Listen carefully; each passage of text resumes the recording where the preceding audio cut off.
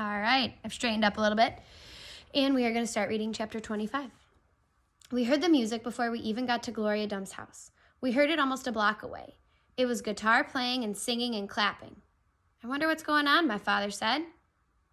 Ooh, side note, do you notice that Opal did not call him the preacher? She called him my father.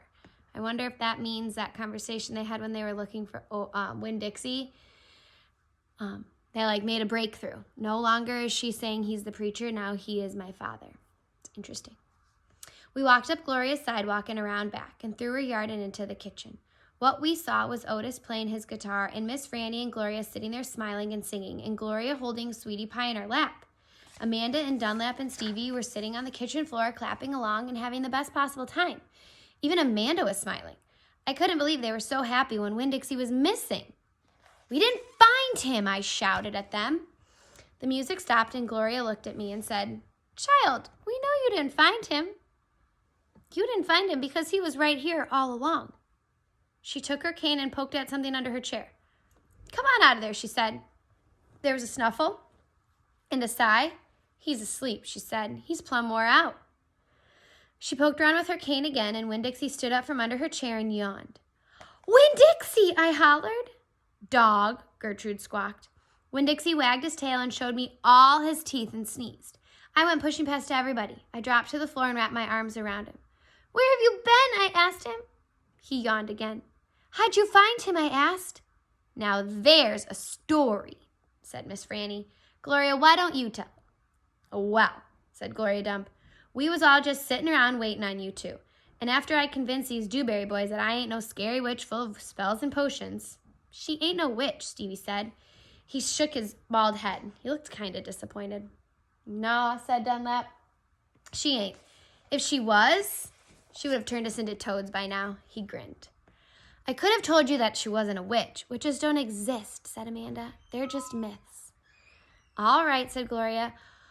What happened was we got through all them witchy things. And then Franny said, why don't we have a little music while we wait for you two to get back? And so Otis played his guitar and woo-wee, there ain't a song he don't know.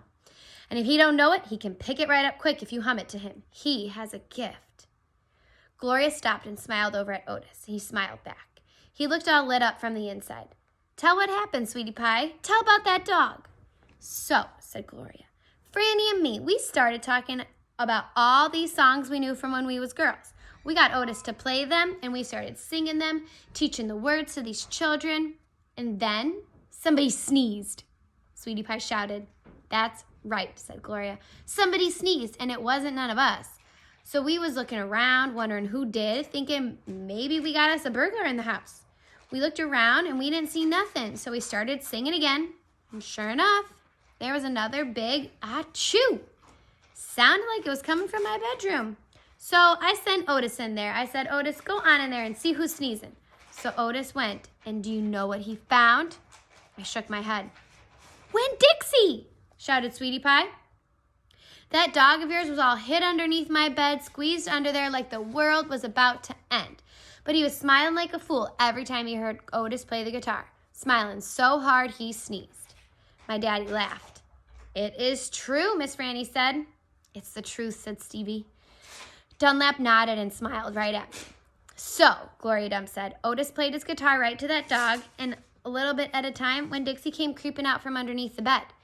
He was covered in dust, said Amanda. He looks like a ghost, said Dunlap. Yeah, said Sweetie Pie, just like a ghost. Said Gloria. Looked just like a ghost. Anyway, the storm stopped a while after, and your dog settled in under my chair and just fell asleep, and that's where he's been ever since, just waiting on you to come back and find him.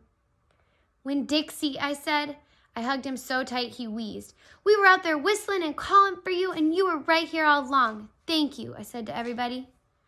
Well, said Gloria Dump, we didn't do nothing. We just sat here and waited and sang some songs, and we all got to be good friends. Now, the punch ain't nothing but water, and the egg salad sandwiches got tore up by the rain.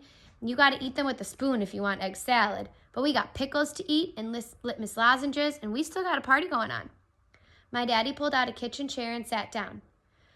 Otis, he said, do you know any hymns? I know some, said Otis. You hum it, said Miss Franny, and he can play it.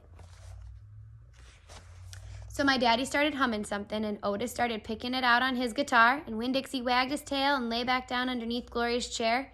And I looked around the room at all the different faces, and I felt my heart swell up inside with pure happiness. I'll be back in a minute, I said. But they were all singing now and laughing, and Winn Dixie was snoring, so nobody heard me.